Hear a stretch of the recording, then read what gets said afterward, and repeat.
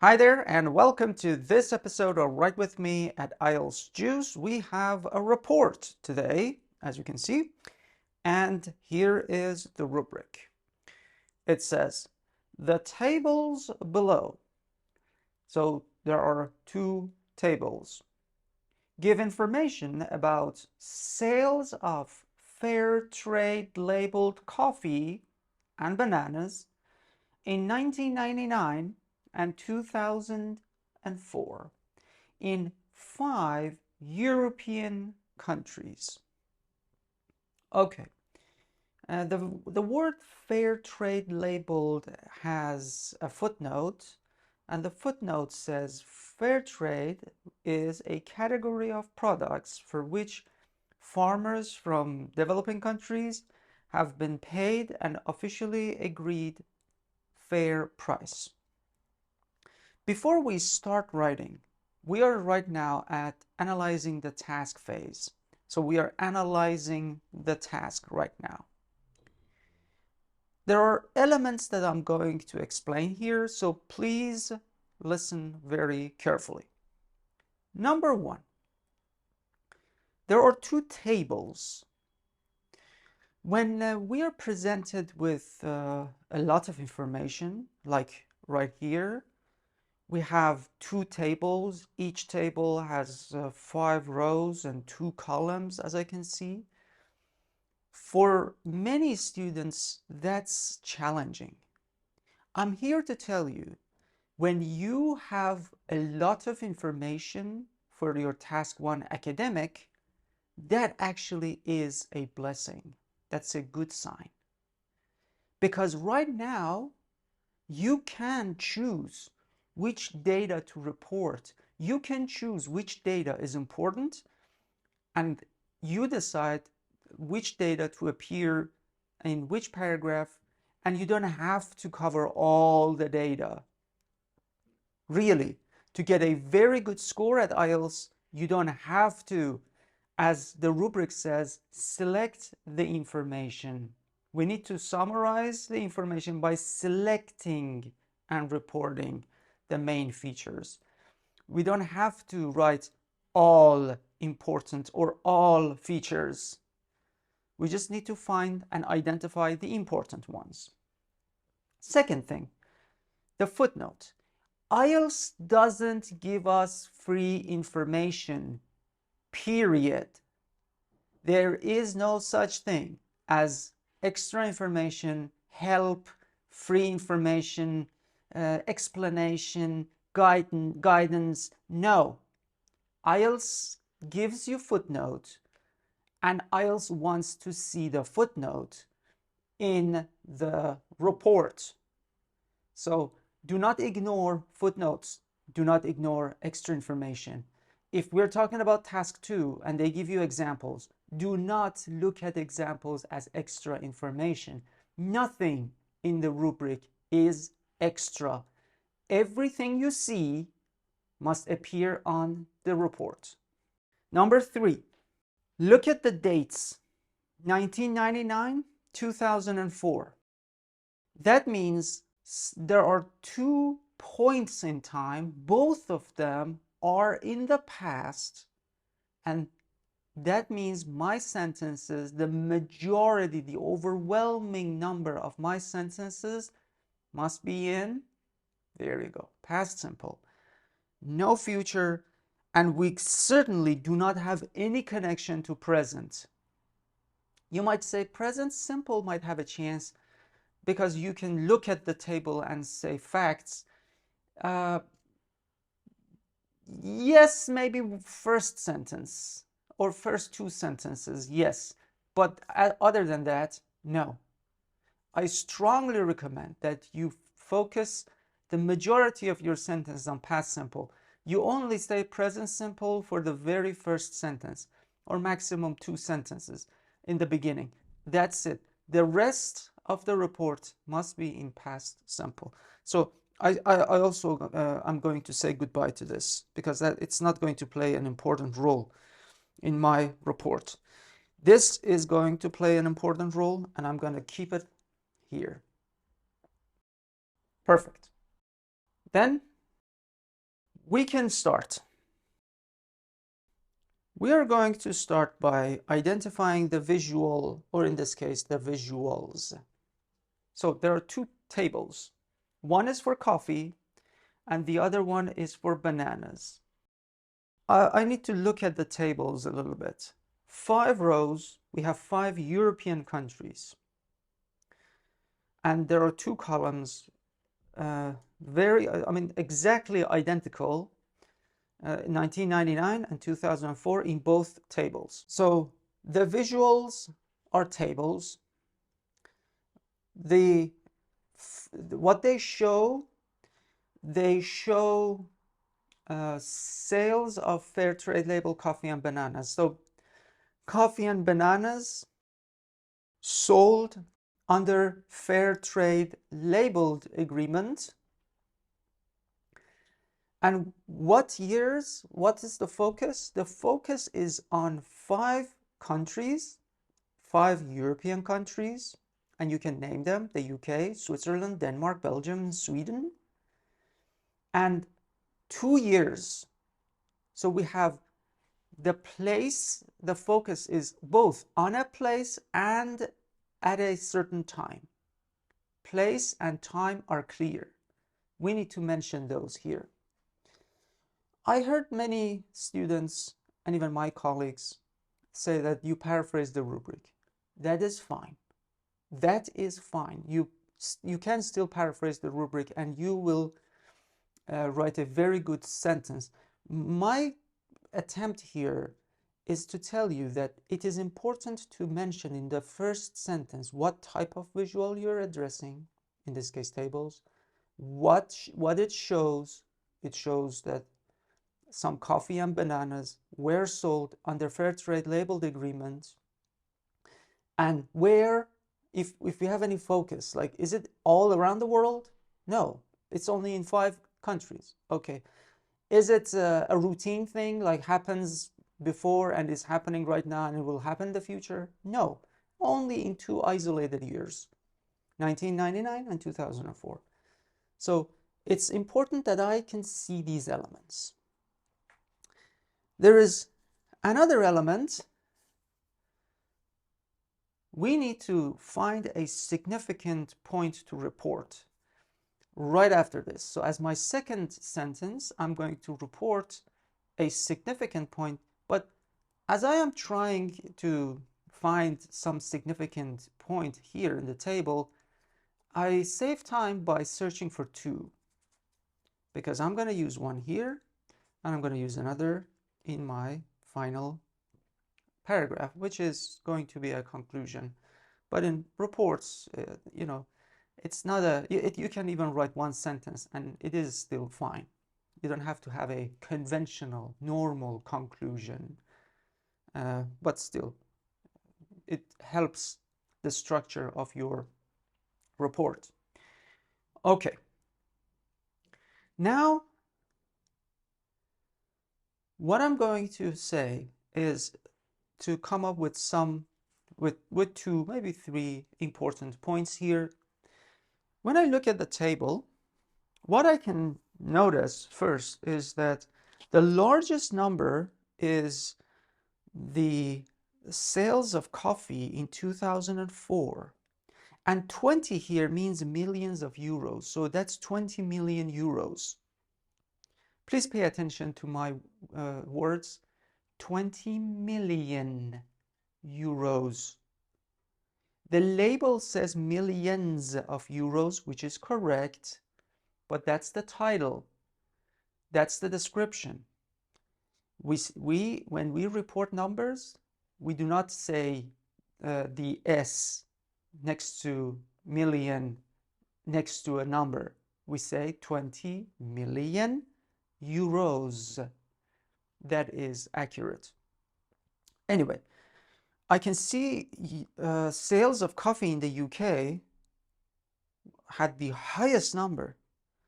The lowest number in that table, in the first table, is Sweden's sales of coffee. So I can report the maximum and the minimum. For coffee, what's the maximum and minimum?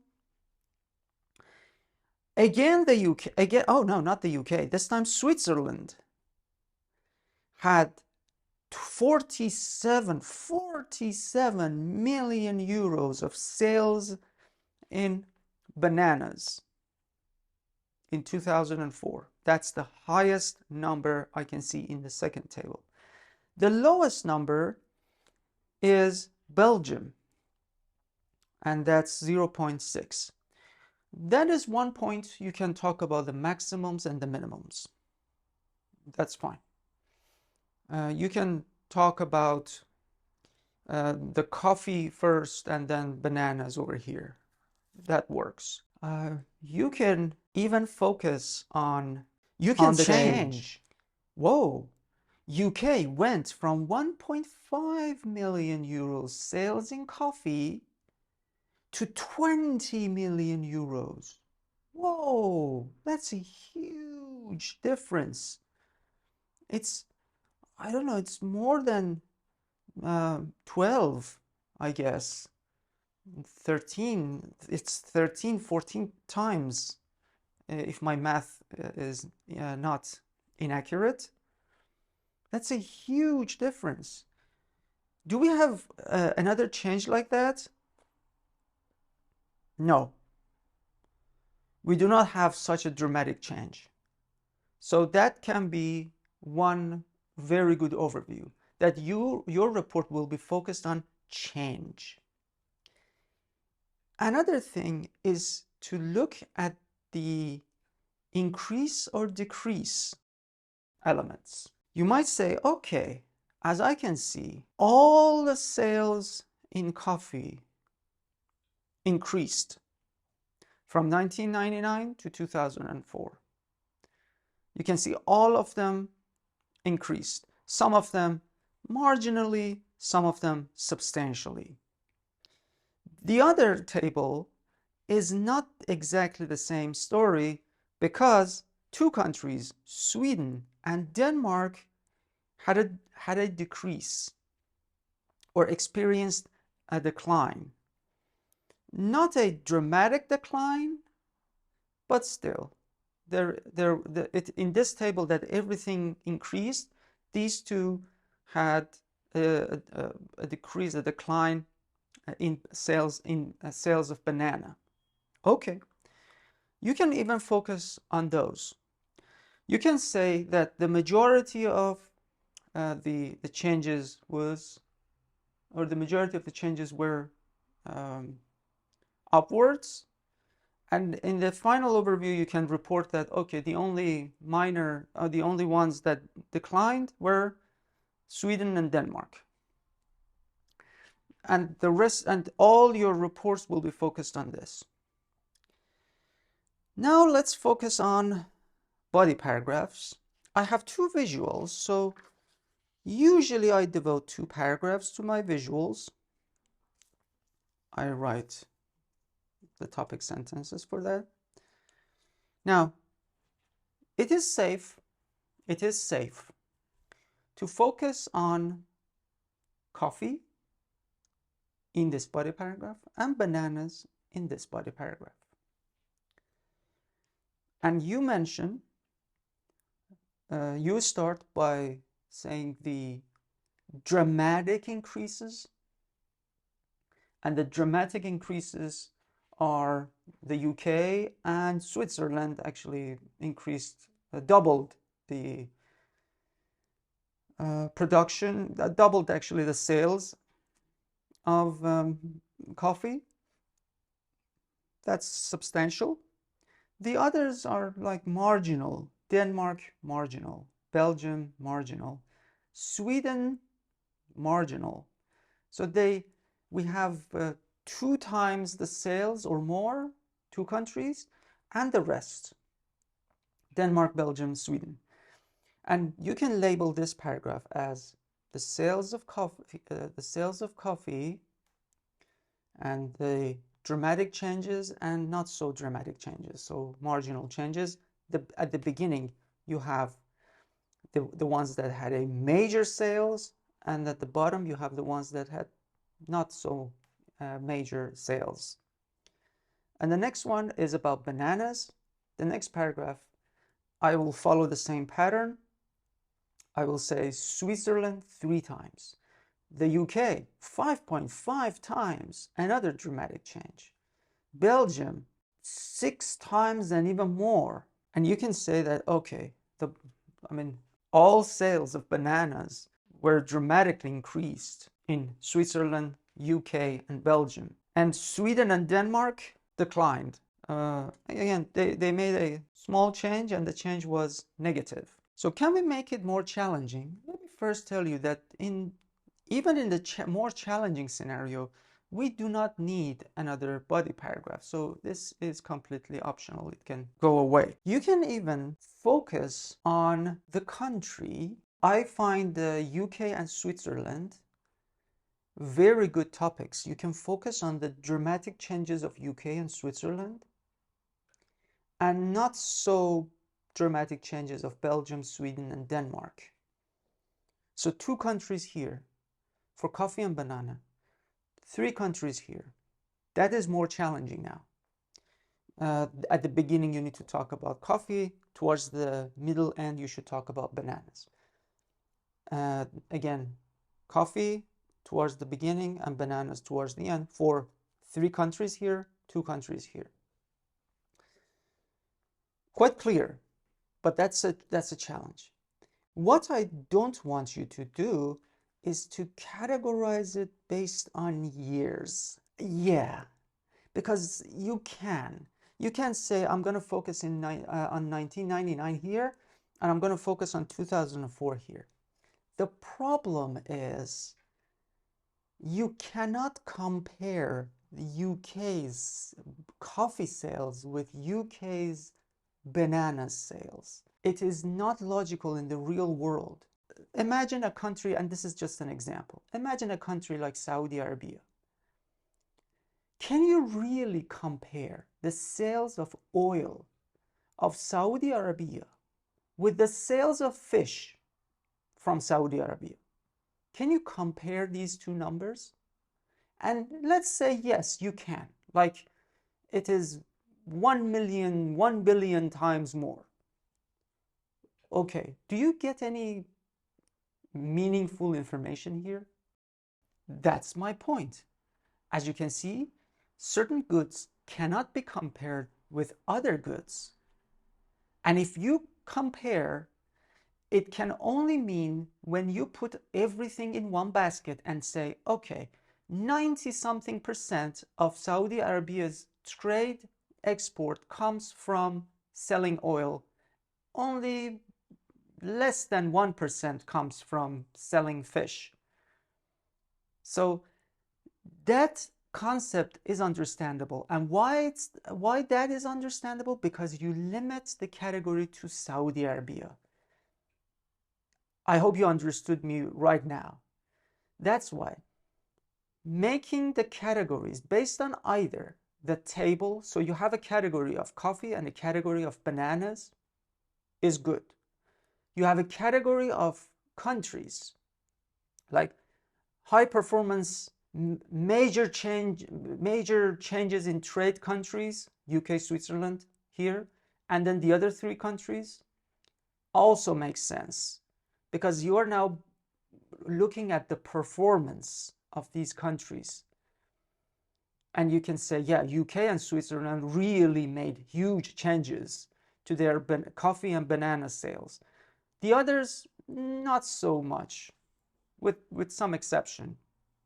Generally speaking, did not make a huge change in their sales. That's understandable again. But if we're just going to compare UK's 1.5 million euro sales of coffee with 1 million euro sales of bananas, what does it mean? Does it mean coffee is more than bananas? Yes. Okay. What else? Nothing. It's just coffee is, and then you're going to end up with sentences saying this is more than that, this is more than this is less than this one is more than that, and it's going to be repetitive. You're going to be losing coherence and cohesion marks. So either by country or by table, categorize them and select the most important elements in the table. There is a lot more information I can tell you, but this is already too long, and thank you for watching all the way through. If you wish to see a sample on this done, assessed, and improved, please click over here. If you wish to see other samples with the little green apple over here where we analyze for task 1s and task 2s, click over here, and remember, eat healthy.